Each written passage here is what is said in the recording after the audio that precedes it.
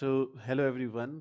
Welcome once again to our data analysis class. Today we are trying to learn Python Pandas, Python Pandas for data analysis. Now, Python Pandas is a module or a package that is created for Python programming language, particularly for data manipulation and analysis and several tasks. In particular, it offers data structures and operations for manipulating numerical tables and time series, which you will just learn right now when we will start learning with it. Python pandas can be used to connect to any type of structured data set like Excel file, CSV file, JSON, HTML, SQL, etc. And Python pandas can be assumed as panel data. So the name comes from panel data or Python data analysis, and it was created by Wes McKinney in 2008.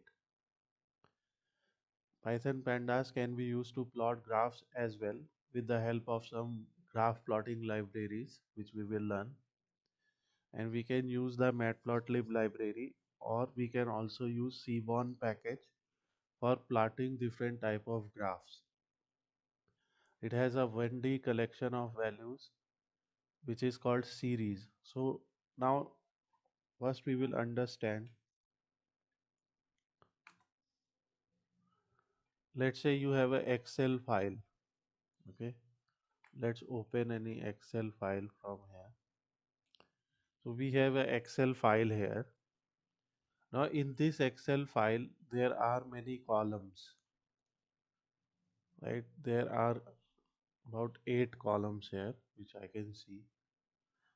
In these 8 columns, this is index buying, like is the car price very high, low, maintenance cost very high, low, number of doors that car has, number of persons that can sit in a car.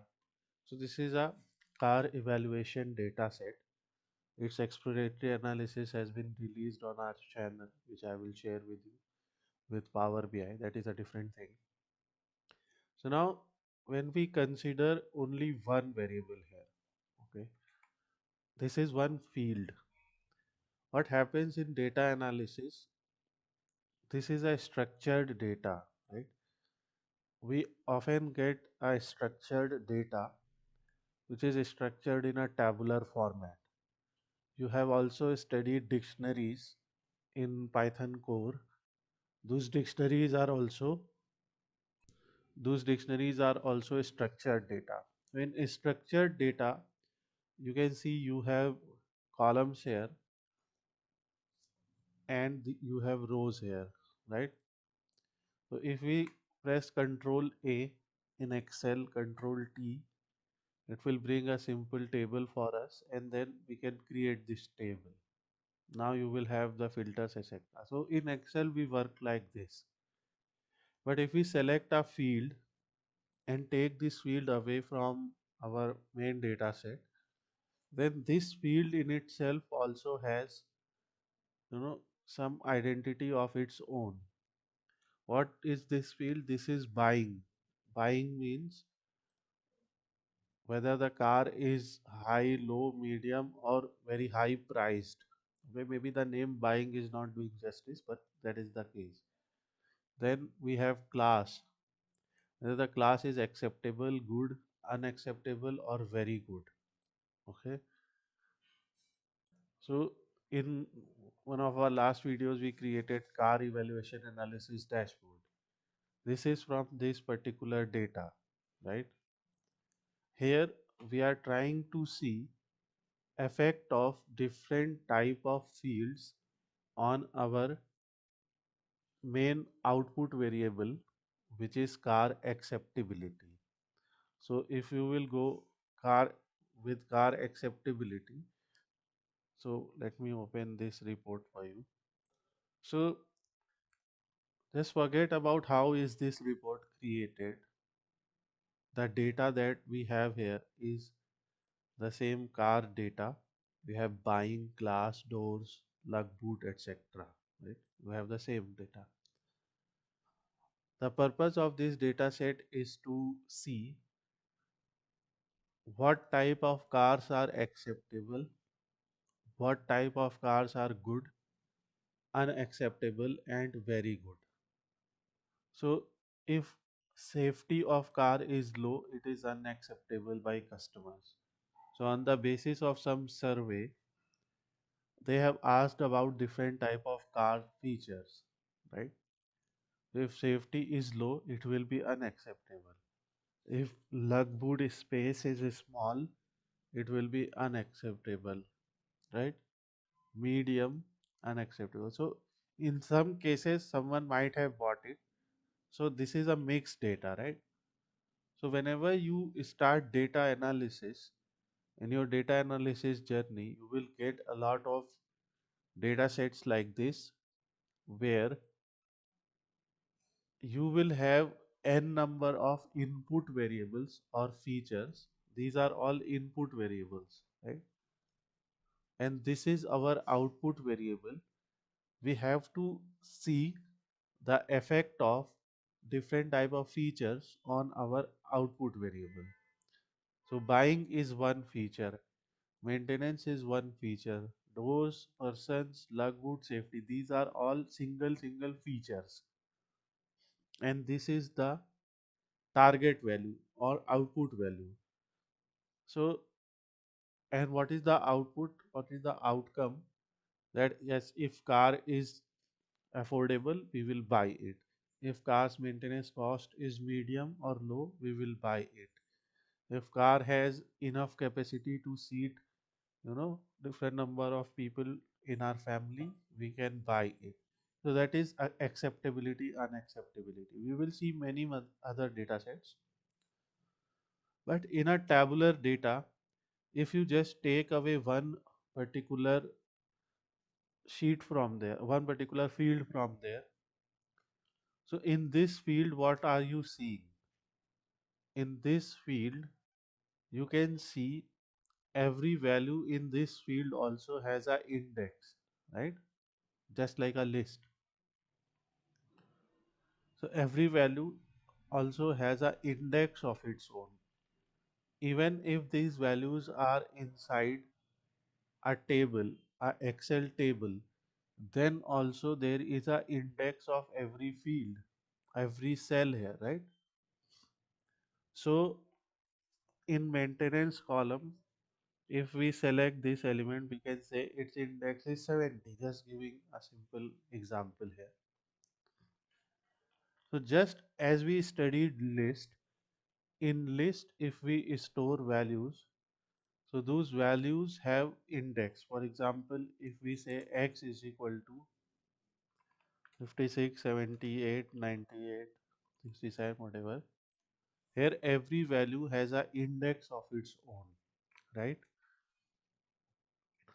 So that's why in Python pandas, it mainly considers two type of objects.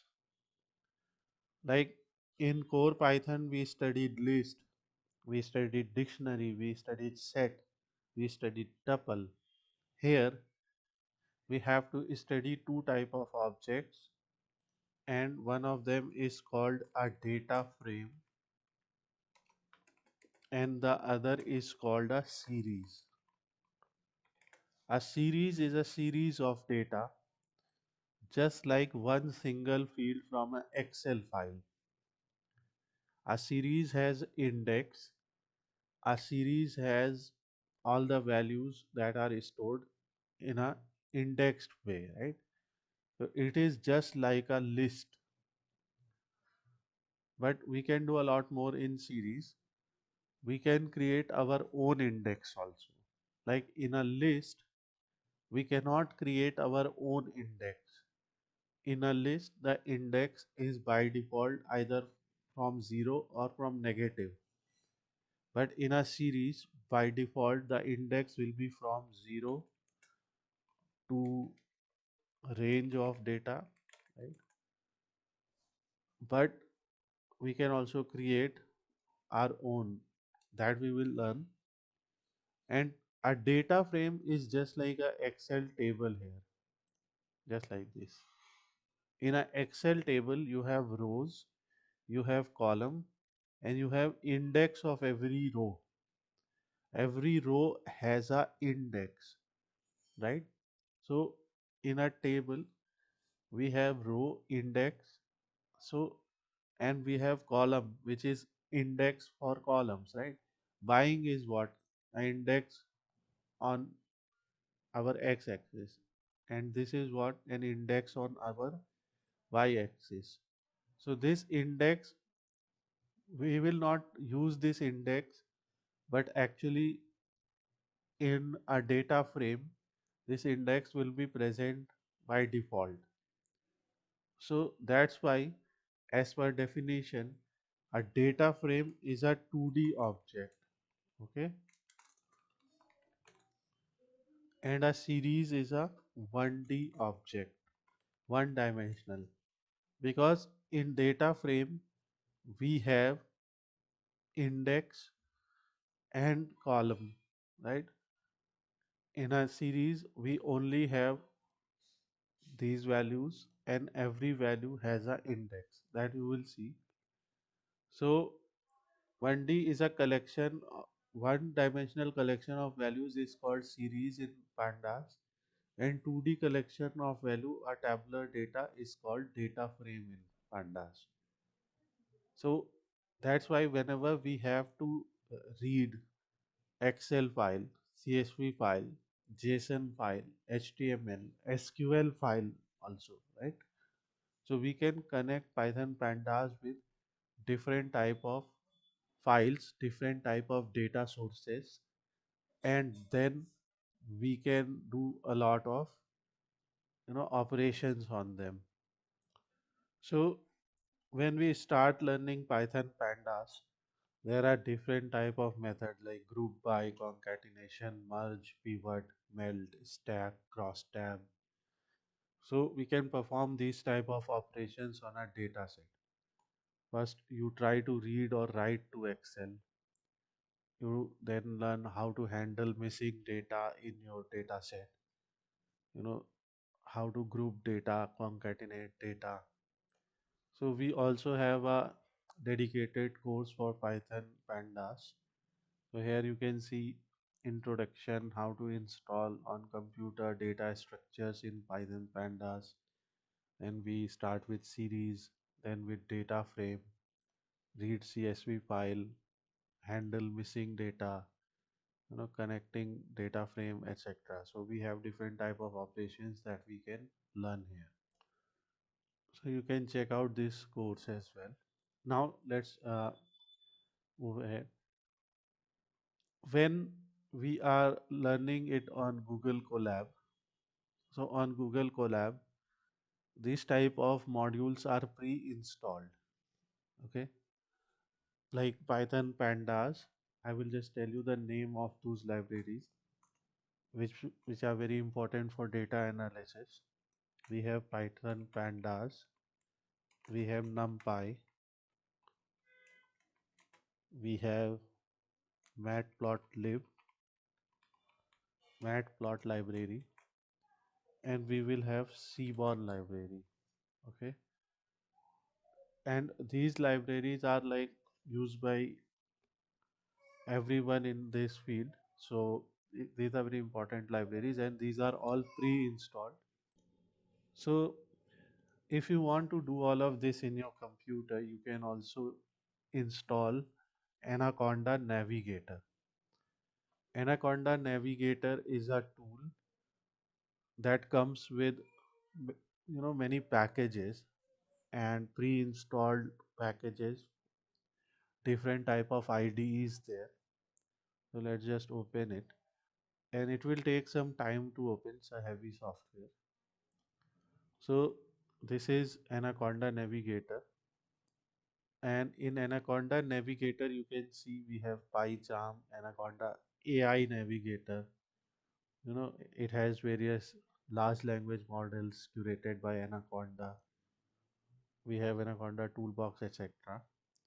But the main tool that we are going to use today or mostly is Jupyter Notebook. But you can also launch Oracle, Watson X, Edu Blocks, etc. This is Python Anywhere, which can host, run, and code Python in the cloud. So this is Python hosting. Suppose you are creating websites in Python, then you can use these type of services. And this is even R Studio. R is also just a statistical programming language. So it is a programming language that is developed is particularly for this task. So we will simply launch Jupyter Notebook. When you will launch Jupyter Notebook, it will open like this. Here you have your, you know, root folder, and in your root folder you have different folders. Let's say I go to document, and from here I connect Python data. From here I go to Pandas chapter. So here we have one intro. This is a repository that we got from GitHub. So here you can see we have different files. Okay. So first, without opening an existing file, what we are going to do, we will open a new file. So just imagine from your folder structure, you navigate to any particular folder, and in that folder, you just go and open a new Python 3 file. Okay, you can open a terminal here also. You can open your Python 3 file. So this will open an empty Jupyter notebook for us. So this is a cloud hosted Jupyter notebook by Google Colab, and this is an empty, self hosted Jupyter notebook, local hosted. So here it is hosted on local host. Okay, and it is using your computer's resources because this is cloud hosted. When you will connect with it, it will give you Google computing engine, etc. Right, it will give you some hard disk, etc. So if your computer's configuration is good, you can install Anaconda Navigator and start using it. If it is not, then in that case you can simply go with Google Colab also. It's your choice. They are both the same thing, and this is like, you can see it is giving you 12 GB RAM, and it is giving you 107 GB hard disk, etc. Okay, so you can install Google Colab anytime. Here also we write something like Pandas day 1, right? So you can do this, and we can rename it. When you will install Anaconda Navigator, so in Anaconda Navigator you will see environment. So we are in the base or root environment. Environment is something, what is usually in an environment? In an environment, there are different type of elements, right? For example, let's say in my environment there are trees, there is air, there is some atmosphere, and everything is there. So that's what that thing, that you have different type of packages as per your need, right? And you can see these are all installed. So when you will install Anaconda Navigator, you will see all installed packages. You will also see many uninstalled packages. And for some reason, if you need them, like 7-zip, right? Suppose your file in a 7-zip format. So we will start seeing all of them, not all of them, but most of them. So for example, if I select Pandas, so you can see it is installed. High performance, easy to use data structures and data analysis tool. So this is already installed. If I write matplotlib, already installed. If I say seaborn, already installed. numpy, already installed. I say BS4 not installed. So if some library is there which is needed by you or which will be needed by you and it is not installed in your Anaconda, so you will go type Anaconda prompt. Okay. So Anaconda prompt is the command line tool and it will open your base environment, right? You are now in your base environment and here you will write pip install bs4, just giving you example, and it will start collecting and installing your file. You must be connected to internet. So pip is Python installer of packages, install bs4. So a lot of introduction now. Let's start with some basic type of commands. So as I told you, this is how you can create your, you know, a new Jupyter notebook. And so this is the folder, okay, document PyMaster Pandas intro. And this is the folder that we have opened here, okay. You can see document Python Pandas intro. And in, let's refresh this. So in this folder, we have just saved another file, so we might have to run it once again. अभी हम कुछ नया file उसमें manually ऐसे हमने save किया है ना, सो हमको फिर से एक बार यहाँ जाके लॉन्च करना पड़ेगा. And now we will navigate to documents. Just a minute. So here you can see in our directory we have two files, car and NYC weather. Okay. So the type of file that we have here is a CSV file, and that's why we will open our Python pandas day one file. And first of all, we will import pandas spd. This is the way to import the pandas package in your notebook whenever we have to work with any package, right? So we have to import it first. So this is import pandas spd. And then, as I said, in pandas we have a data frame and a series. So first thing, because it's an introduction, let's say we want to open a CSV file. So we will open car.csv here. So you will create your df object here, right? Df. You can write anything, but it is a convention that is followed by everyone. Df means data frame and S means series, right? So whenever you are storing your first data frame or creating your first data frame, you will write it as df is equal to pd dot read underscore csv. Now in pandas there are all sort of read underscore methods. Okay, what is benefit in Google Colab? Here if I will write import pandas spd, here also we are doing the same thing, and I say df is equal to pd dot read underscore csv. So here you will see a lot of, you know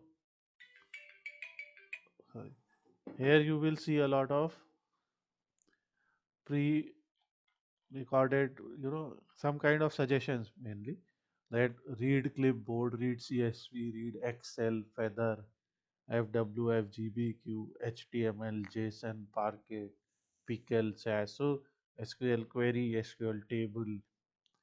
So you can read all of these things, okay, and this is very important. So that's why when you are reading CSV data, so this is something that you can done, but it will ask where is your data, right? So we have to go to folder view, and here we have to upload the data. So let's upload the same file here also. So we have selected the same car.csv file, and here in Google Colab you will copy the path and you will just paste it here, and it will start reading the data. Now your DF is created, and for this instance when you will run DF you will see the output. Okay. Similarly here, when you are saying read CSV, so remember we have created the new Python 3 kernel, the new Python 3 IPyNB file, which is Jupyter Notebook file extension. We have created the same file in same folder where we have the car.csv. Otherwise, we have to provide its path. So since it is in the same folder, so we will just write car.csv. Otherwise, you have to write the fully qualified path of your file, okay, which we will see later. So now it is created, and when you will run df, acha, one more thing is maybe what I am doing is out of habit.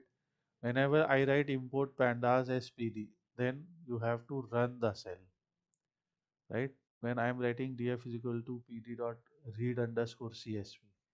Suppose it was a Excel file, so I would have written read underscore Excel. If it was a JSON file, I would have written read underscore JSON, right? So you have to run this from here, and shortcut is shift plus enter. So you just press shift and enter, okay? And here when you will write df, you can also write print df, because print is the function that we studied in Python. So when you will write print df, it will print the output like this. But we don't want to see the output like this. We want output like this. So now when you will write df, you will see it has read the file, and after reading the file, it has printed it. Okay. So this is the simplest way we can create a data frame from a CSV file. Now, when you will ask Python what is the type of DF, it will show it is a Pandas core frame data frame, DF. Now, start writing this. Okay. Once your DF is created, the first, because it's a data frame, so we have studied different type of methods in list, like append, extend, index, count, etc. We have studied different type of methods in Python set, that is is disjoint, is subset, is superset, intersection, union, etc. Similarly, Python pandas data frame also has different type of properties, and it has different type of methods. So first property is df dot shape. What is the meaning of df dot shape, and what is this output? This, it is telling you in the CSV file that you have provided, you have 1728 rows and you have 8 columns. This is shape, and this output is a tuple output. You can see it is in round bracket, so it's a tuple output. You will write df dot columns. These are properties, right? In properties, we don't write these parentheses, right? These parentheses are written in methods. So df dot columns, what it will do, it will give you a list of all columns in the data. Okay, it is saying we have index, buying, maintenance, store, person, luck, food, safety, etc. So Have you understood these two properties of DF? Yes, sir. Okay. So first, what we did, we had we got some practice file from somewhere. This practice file can be downloaded from uci.edu website. uci.edu is a great source of data sets, all used for data analysis and machine learning purpose.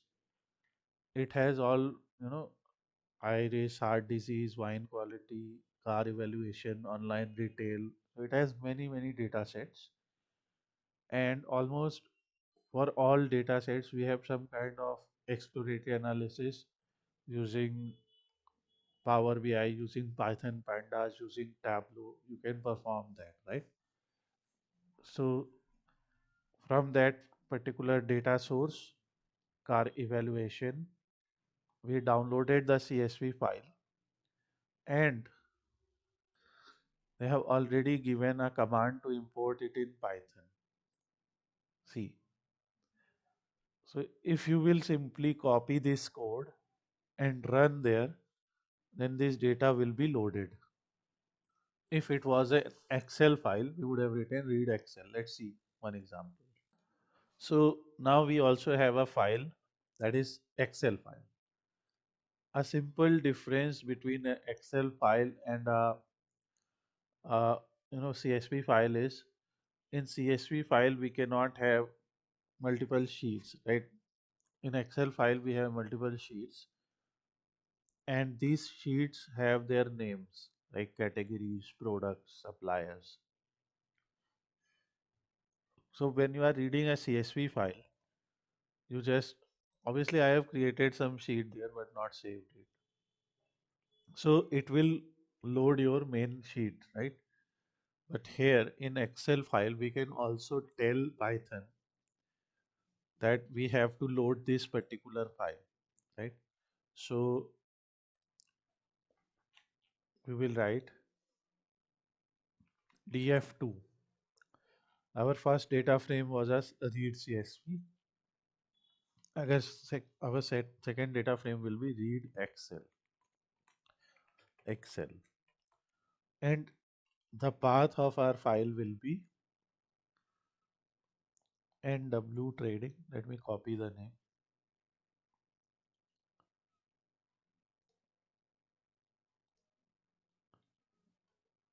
NW trading dot Excel.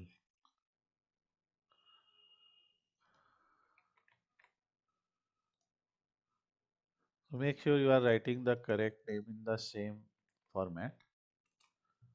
And now our df2 will load category, because categories is the first file. So what if we say sheet is equal to products? So it is saying we don't have this argument sheet. So sometimes we will get confused. So let's try sheet name. So you also have pandas pd.read excel, right? You can search for it. Pandas also has a official documentation, and here in read excel you can see sheet name is given as sheet underscore name, right?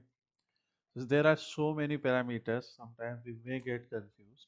So what you can do, you can always refer to official documents, and it will show you a list of all the different parameters or arguments that we can use in the read Excel method. It will also give you example, right? Default to 0, you can also write sheet name, or obviously there is a lot of things that we are going to see in our other chapters, and they have given you some examples like index, open. So we will use them. The simple idea is, now when we have loaded products here and you will write df2, so you can see now we have all the columns from our products data.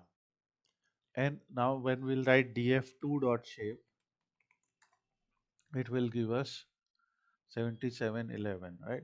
77 rows and 11 columns. So these are the three properties that we have studied. Two of them. One is shape.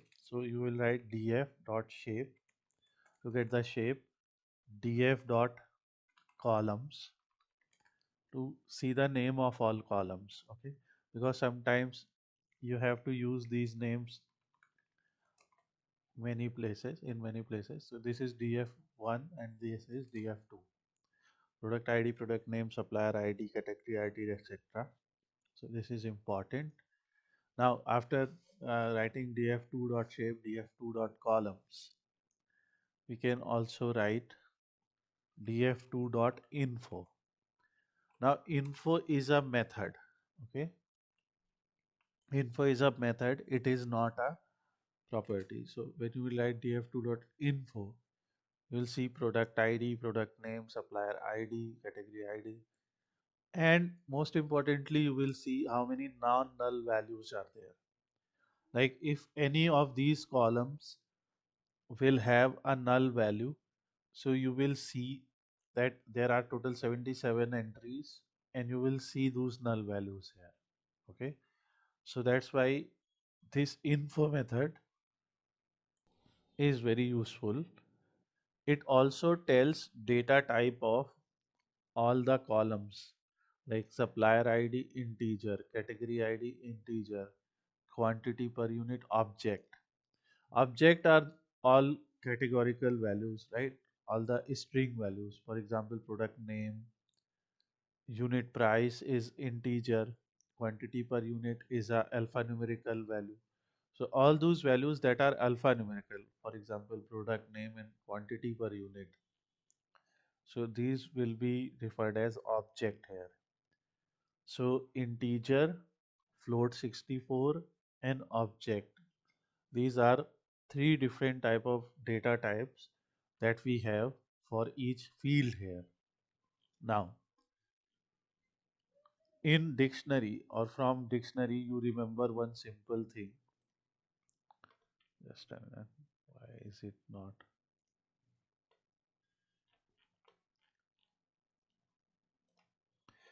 From dictionary, you remember in dictionary, if you have to select a key, you write square bracket and inside square bracket you write the key name. So in the similar way, in our data frame, if we have to select a column, we just write df2 and column name. So for example, we write df2 product name. So one square bracket, remember, because one square bracket means one dimension. Two square brackets mean two dimension. So I am writing a note here also. To select one column as a series, okay, use one square bracket.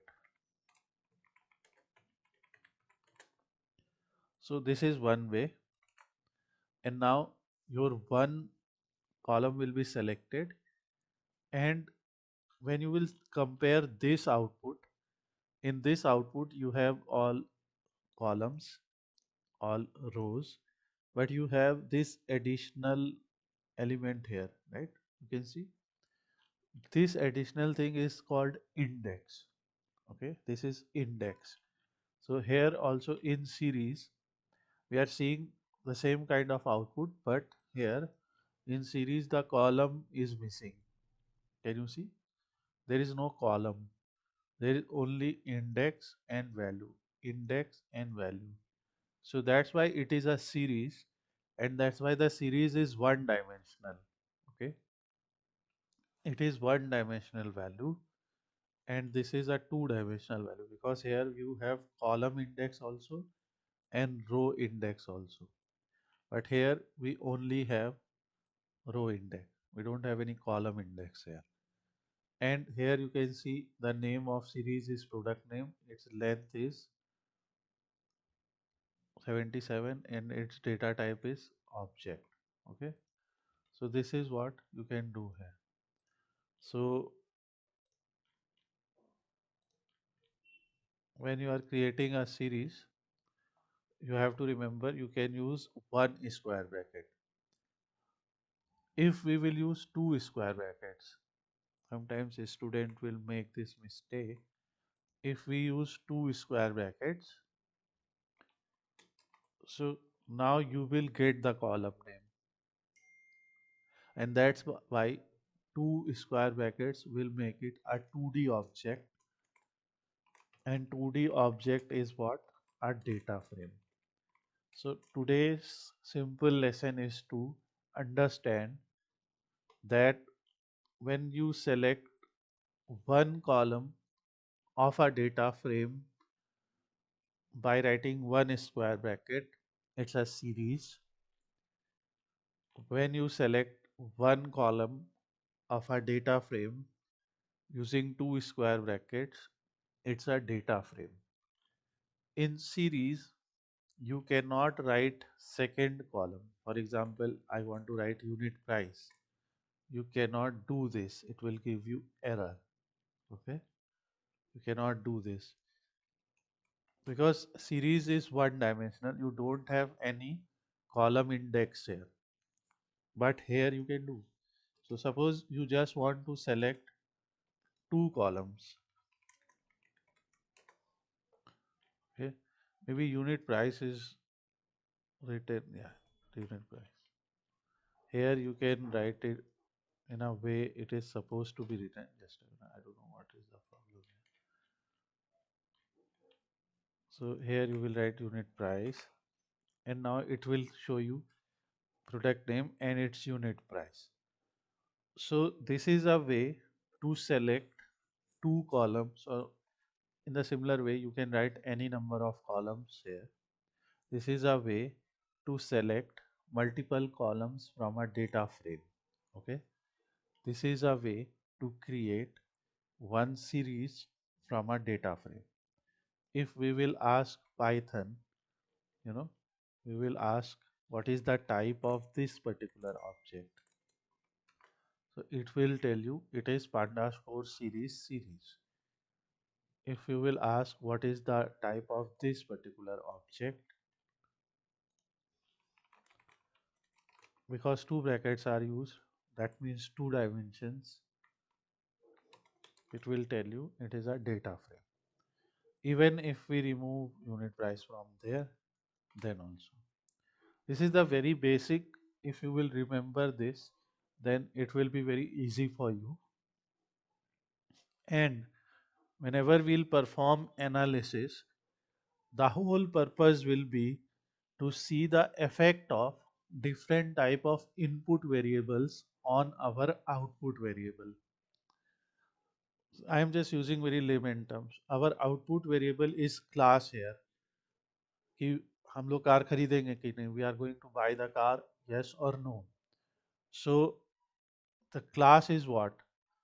You can see out of the all total samples we have, 70% of the samples are unacceptable, 22 of them are acceptable, 3.99% are good, and 3.76% are very good. And how are we going to tell that?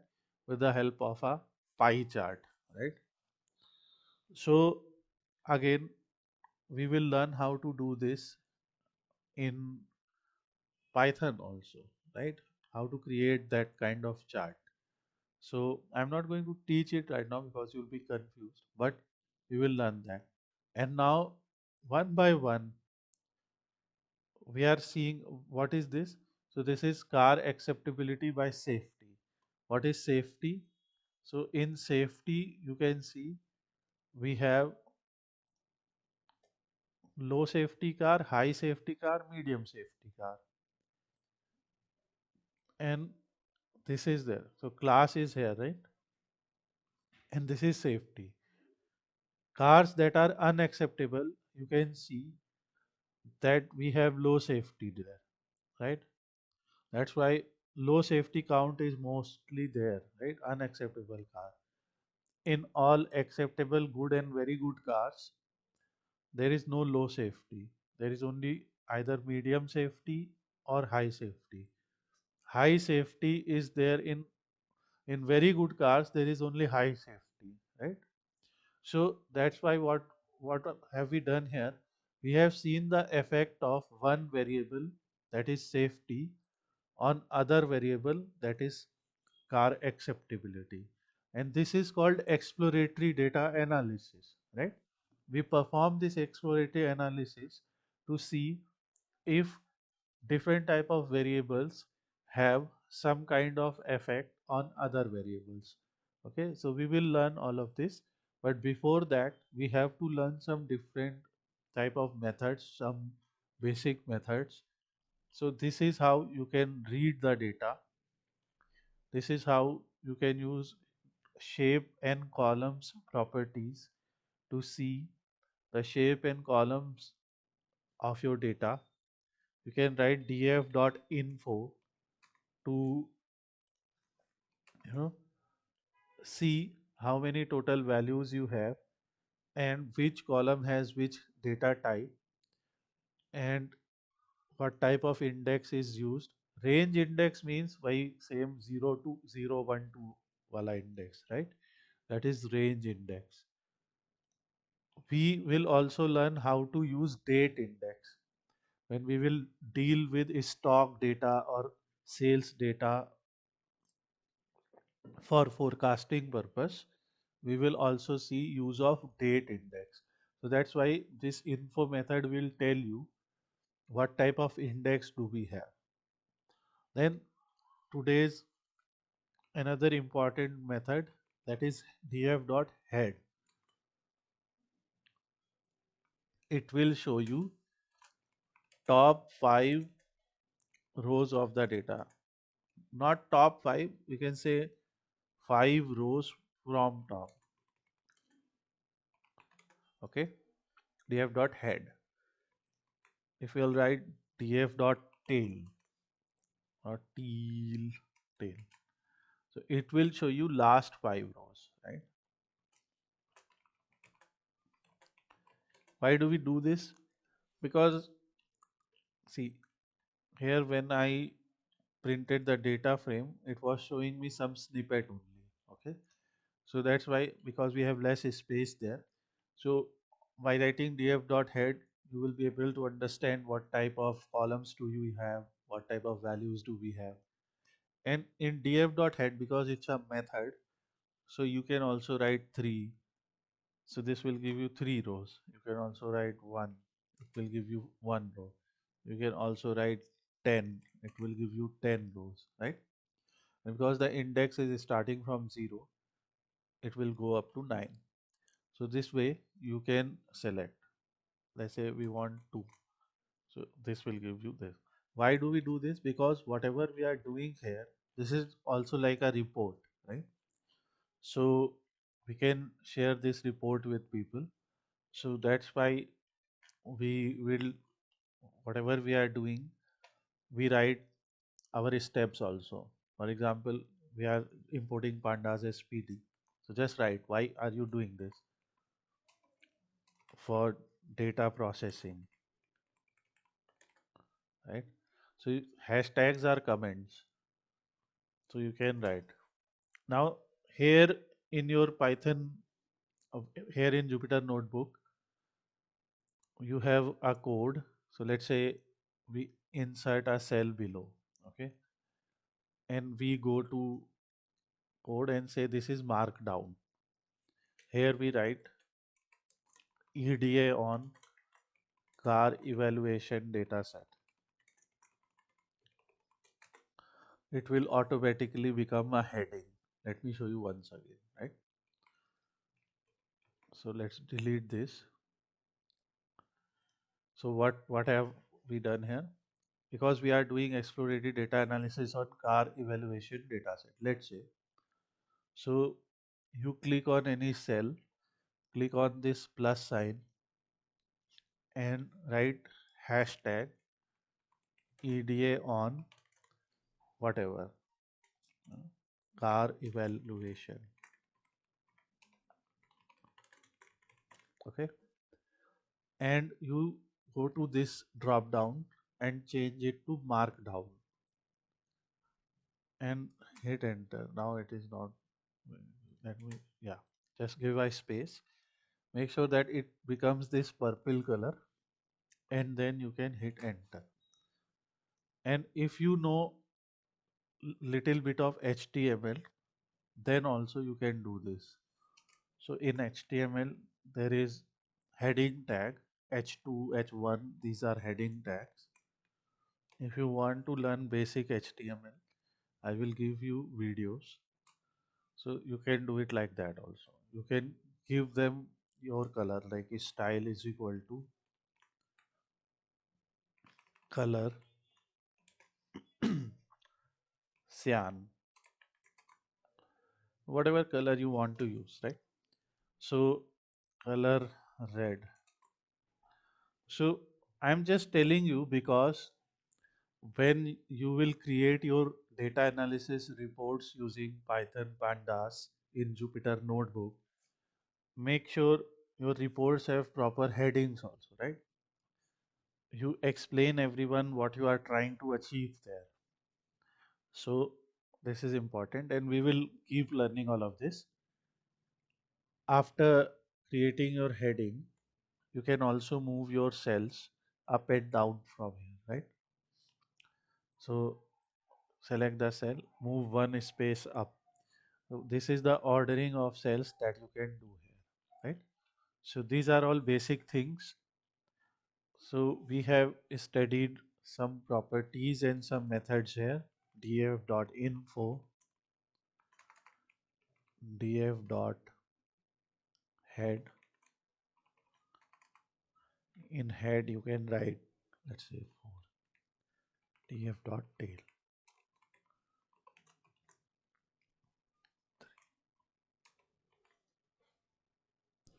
So just study all of this.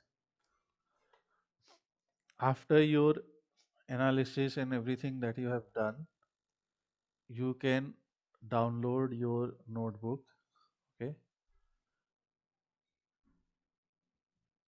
save and export notebook as a PDF file. So obviously, suppose you are sharing your notebook with someone, they might not have Anaconda Navigator, right? So you can save them as PDF or HTML. I don't know why it is showing error. Let's try as HTML. So it is now saved as HTML and it will appear just like what we saw there, right? But this is HTML file. It will open in any browser. So that's why if you know a little bit of HTML, if you know how to decorate your, reports, that will be good and we will learn everything. So in the next chapter, we are going to learn more advanced methods and different type of, you know, operations that you just saw in the earlier part of this chapter. We will continue them.